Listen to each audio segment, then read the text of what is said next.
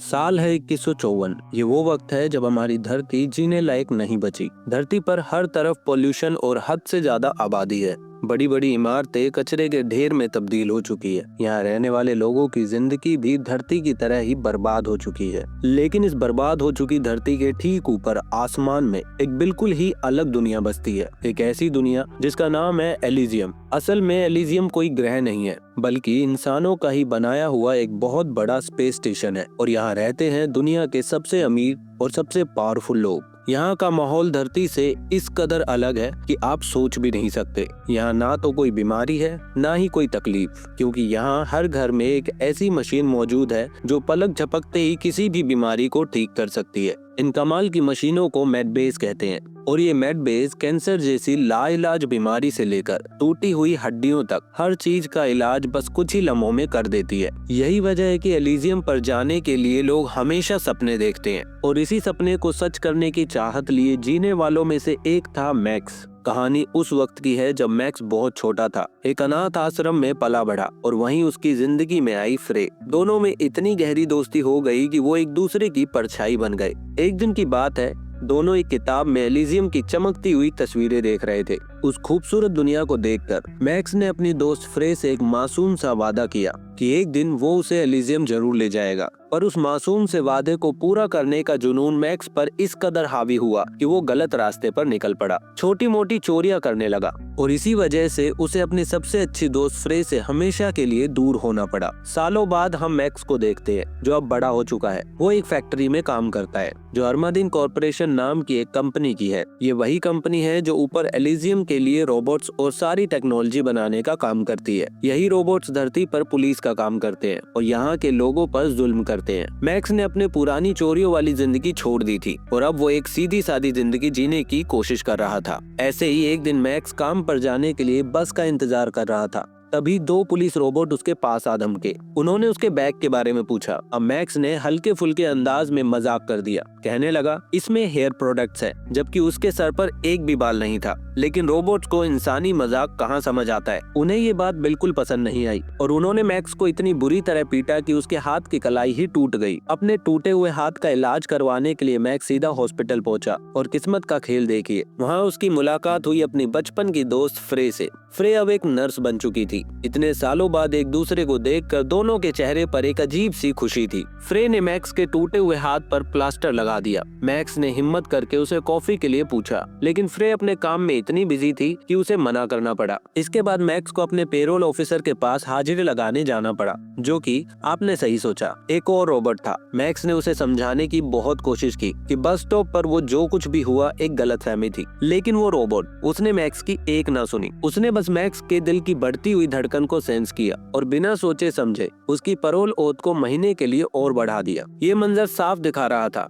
कि इस नई दुनिया में इंसानों की सुनवाई करने वाला अब कोई नहीं था। बस ये बेजान मशीनें थी जो अपने सेट किए हुए रूल्स के हिसाब से ही फैसला सुनाती थी। इस बात ने मैक्स को अंदर तक गुस्से और बेबसी से भर दिया। अगले दिन मैक्स उसी प्लास्टर लगे हाथ के साथ फैक्ट्री पहुंचा। उसके सुपरवाइजर ने कहा कि वो इस हालत में काम नहीं कर सकता, लेकिन जब मैक्स ने बहुत मिन्नतें की तो वो इस शर्त पर माना कि वो उस दिन की उसकी आधी सैलरी काट लेगा। वहीं दूसरी ओर शहर में स्मगलर का एक गिरोह था जो लोगों से मोटी रकम लेकर उन्हें गैर कानूनी तरीके से एलिजियम पहुंचाने का काम करता था। उन्हें इस बात से कोई फर्क नहीं पड़ता था कि एलिजियम वाले कितनी सिक्योरिटी क्यों न लगा ले, लेकिन एलिजियम की मेडबेस मशीन सिर्फ वहाँ के सिटीजन्स के लिए ही काम करती थी। लेकिन स्पाइडर, जो कि एक बहुत बड़ा हैकर था, उसने इसका भी तोड़ निकाल लिया था। वो लोगों के हाथ पर नकली सिटीजन आईडी प्रिंट कर देता था, जिससे वो मशीन धोखा खा जाती थी और उन्हें अपना ही नागरिक समझने लगती थी। एक दिन ऐसे ही 3 शटल शिप्स में लोगों को भरकर एलिजियम की तरफ रवाना किया गया। इस शिप्स में बहुत सारे बच्चे भी थे जो कि एक बेहतर जिंदगी का सपना देख रहे थे। स्पेस में लगे सैटेलाइट ने ये खबर फौरन एलिजियम की डिफेंस सेक्रेटरी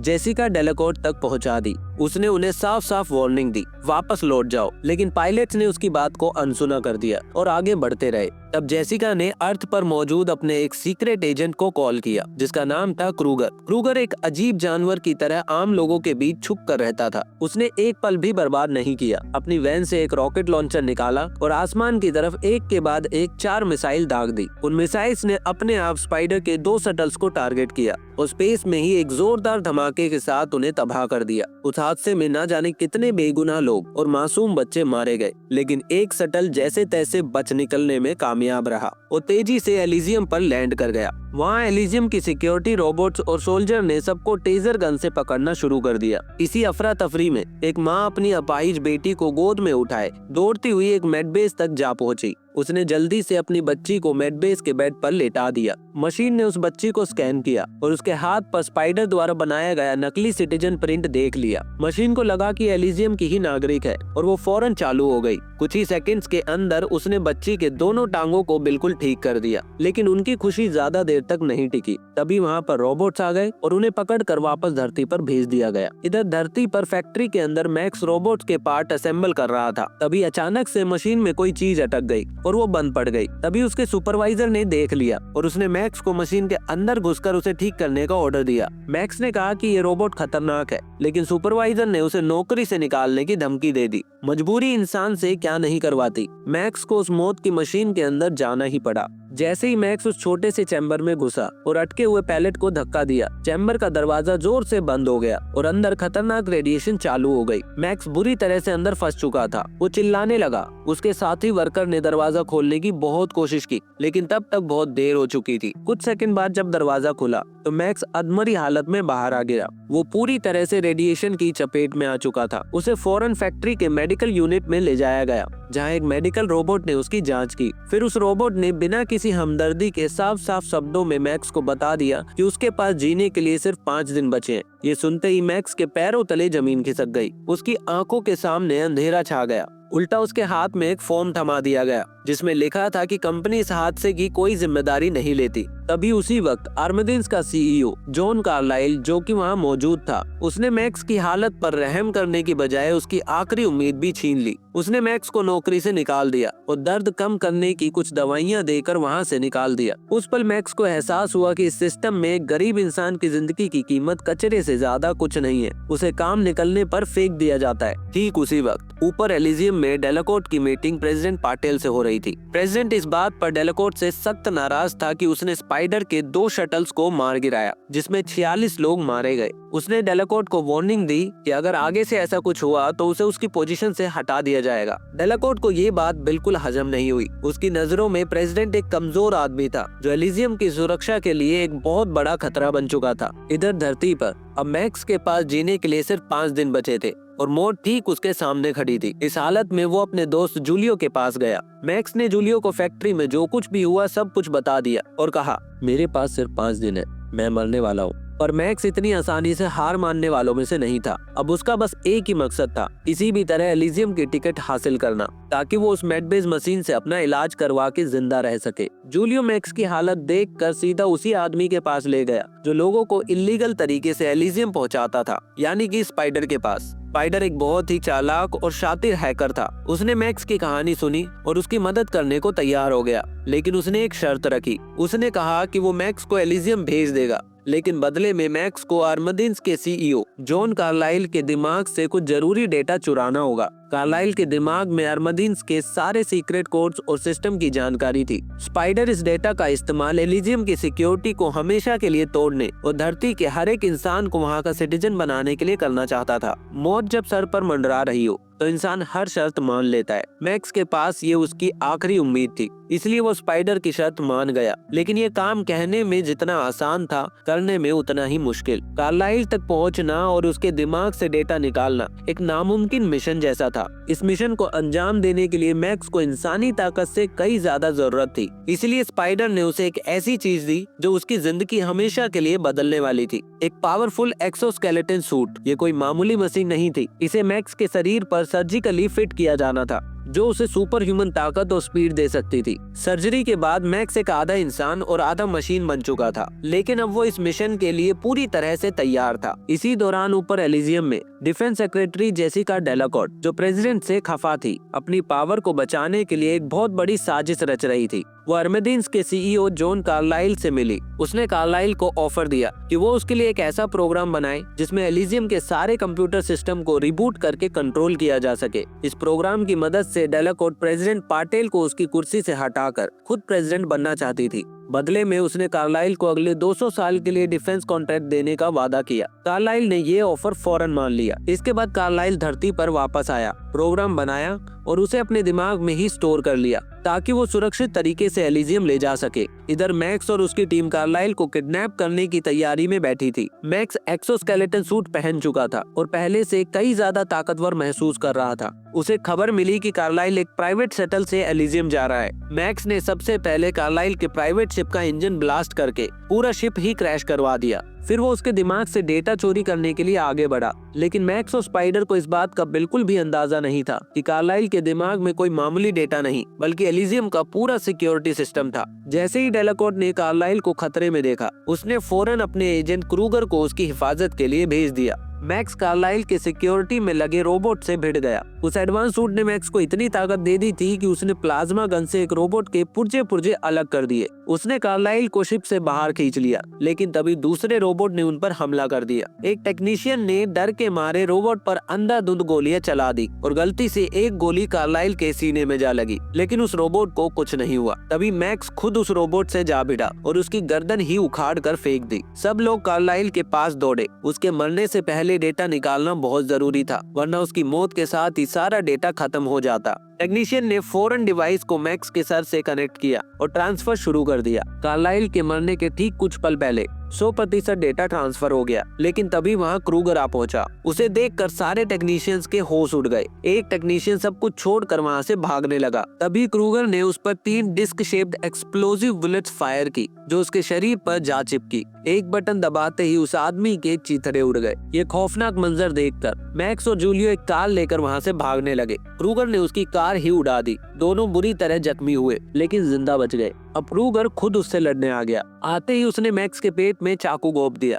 और उसकी गर्दन काटने ही वाला था कि तभी जूलियो ने क्रूगर पर गोलियां चलानी शुरू कर दी, लेकिन क्रूगर ने बुलेट प्रूफ सूट पहना हुआ था। अगले ही पल क्रूगर ने जूलियो को जमीन पर पटका और तलवार निकाल कर उसके सीने के आर पार कर दी। अपने दोस्त की मौत को देखकर मैक्स जैसे पागल ही हो गया। उसने प्लाज्मा गन उठाकर अंधाधुंध फायरिंग शुरू कर दी। क्रूगर ने अपनी शील्ड एक्टिवेट कर ली, जिसकी वजह से वो बस घायल हुआ। तब तक क्रूगर के साथी भी वहां आ गए, लेकिन मैक्स तब तक वहां से भागने में कामयाब हो गया। क्रूगर के सर पर तो खून सवार था, लेकिन डेलाकोर्ट का सख्त ऑर्डर था कि मैक्स जिंदा चाहिए, क्योंकि अब पूरा एलिजियम का डेटा उसके दिमाग में था। जख्मी हालत में मैक्स लड़खड़ाता हुआ फ्रे के पास पहुंचा। फ्रे उसे अपने घर पर ले जाती है और उसका इलाज करती है। इस दौरान क्रूगर ने अपने ऑटोमेटिक ड्रोन्स को मैक्स की तलाश में छोड़ दिया और डेलाकोर्ट ने अर्थ पर नो फ्लाई जोन एक्टिवेट कर दिया ताकि मैक्स कहीं भाग ना सके और तब तक कोई भी एलिजियम ना जा पाए। अगली सुबह जब मैक्स की आंख खुली तो उसकी मुलाकात हुई फ्रे की बेटी मटिल्डा से। मटिल्डा बहुत बीमार थी, उसे ल्यूकेमिया था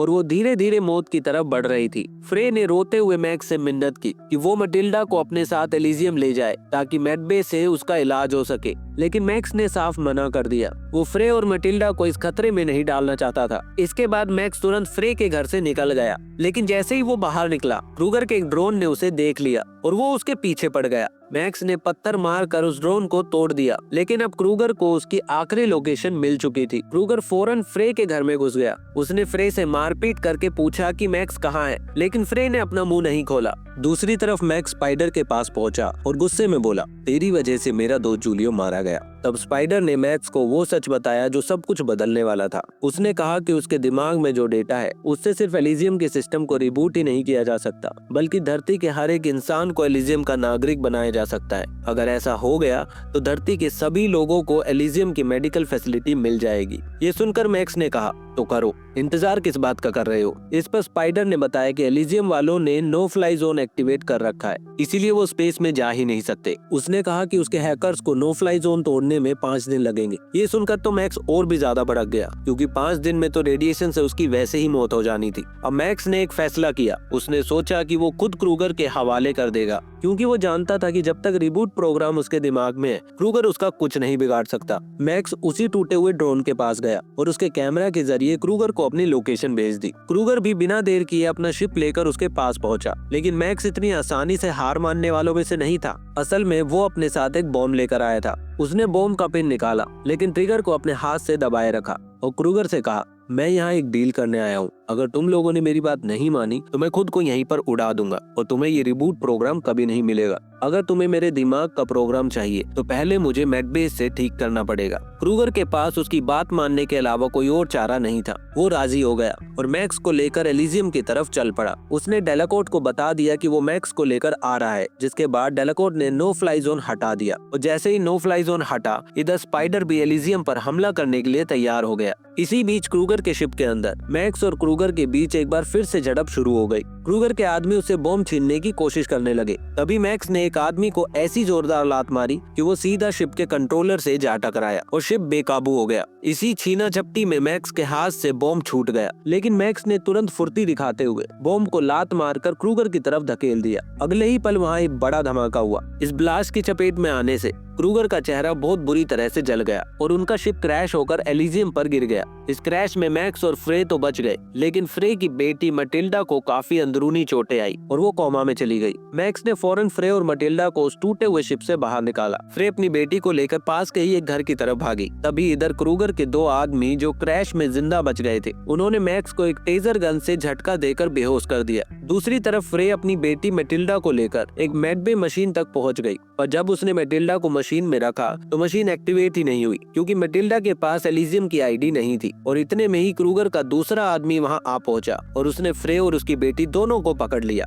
उधर कुछ देर बाद जब मैक्स को होश आया तो उसने खुद को एलिजियम के एक स्ट्रेचर पर बंधा पाया। वहाँ के लोग उसके सर में लगी डिवाइस को अपने सिस्टम से कनेक्ट कर रहे थे। इसी बीच वहाँ डेलाकोर्ट आई और डॉक्टर से पूछा, इस आदमी के दिमाग में जो रिबूट प्रोग्राम है वो सेफ है? डॉक्टर ने जवाब दिया, प्रोग्राम तो बिल्कुल सेफ है, लेकिन ये डिवाइस इसके दिमाग से सीधी जुड़ी हुई है। अगर हमने ये प्रोग्राम निकाला तो इसके दिमाग पर इतना लोड पड़ेगा कि इसकी मौत हो जाएगी। लेकिन डेलाकोर्ट को मैक्स के जीने या मरने से कोई फर्क नहीं पड़ता था। उसने डॉक्टर को जल्द से जल्द प्रोग्राम निकाल कर सिस्टम रिबूट करने का ऑर्डर दिया और चली गई। लेकिन ये सारी बातें सुनकर मैक्स वहाँ से भागने की कोशिश करने लगा। और हाँ, इसी दौरान स्पाइडर भी अपने दो साथियों के साथ एलिजियम में दाखिल हो चुका था। उसने एक ट्रैकर लगा रखा था जिससे वो मैक्स की लोकेशन को आसानी से ट्रेस कर सकता था। दूसरी तरफ क्रूगर के आदमियों ने फ्रे और मटिल्डा को एक कमरे में बंदी बना रखा था और अपने बॉस क्रूगर, जिसका चेहरा पूरी तरह से बर्बाद हो चुका था, उसे एक मेडबे मशीन में ले जाते हैं और वो मेडबे मशीन कुछ ही सेकंड में उसके जले हुए चेहरे को पहले जैसा बिल्कुल ठीक कर देती है। लेकिन जैसे ही क्रूगर ठीक होता है, उसके अंदर का इंसान जैसे मर जाता है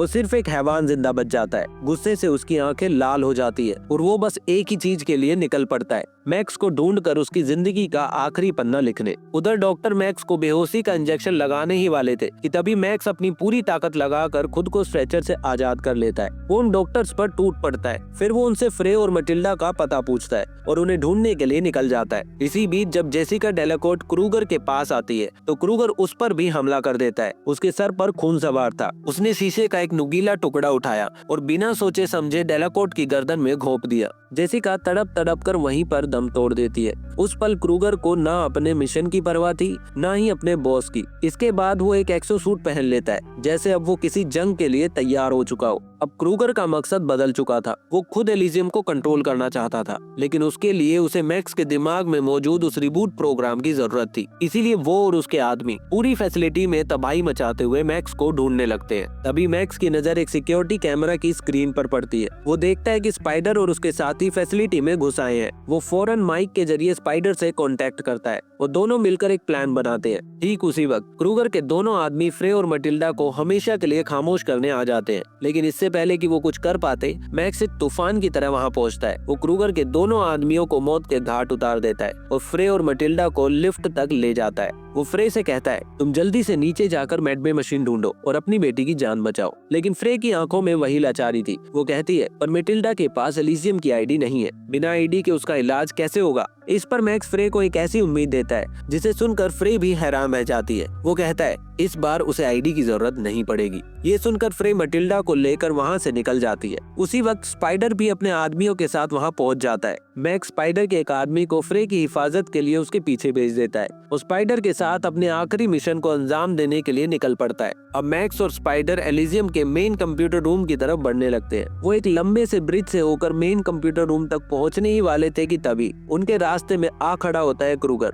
एक्सोसूट ने क्रूगर को भी एक मशीन बना दिया था और अब वो बस मैक्स को मारने पर तुला हुआ था। उसने मैक्स को मार मार कर उसका बुरा हाल कर दिया, लेकिन अब मैक्स के अंदर भी गुस्से की आग भड़क उठती है। उसने एक आखिरी झटके में क्रूगर के एक्सोसूट का सेंसर ही उसकी खोपड़ी से उखाड़ कर फेंक दिया, जिससे क्रूगर कमजोर पड़ गया। हार मानने से पहले क्रूगर एक बॉम्ब निकालकर उसका पिन खींच देता है। इससे पहले कि वो ब्लास्ट होता, मैक्स क्रूगर को उस बॉम्ब के साथ ही ब्रिज से नीचे धक्का दे देता है और एक बड़े धमाके के साथ क्रूगर के टुकड़े टुकड़े हो जाते हैं। अब आखिरी मंजिल सामने थी। एलिजियम के कंप्यूटर रूम में स्पाइडर मैक्स के दिमाग से उस रिबूट सिस्टम को निकालने की तैयारी करने लगता है, लेकिन तभी वो मैक्स को एक ऐसी सच्चाई बताता है जिसे सुनकर मैक्स के पैरों तले जमीन खिसक जाती है। वो कहता है कि इस प्रोग्राम को शुरू करने के लिए मैक्स को अपनी जान देनी पड़ेगी। ये सुनकर मैक्स एक पल के लिए आसमान को देखता है। उसकी आंखों के सामने एक तरफ उसकी खुद की जिंदगी थी और दूसरी तरफ धरती पर रहते हुए करोड़ों लोगों की जिंदगियां, जिनके लिए एलिजियम बस एक सपना था। अब मैक्स के सामने वो फैसला लेने का वक्त आ गया था जो इस दुनिया का कल तय करने वाला था। वो फ्रे से आखिरी बार बात करता है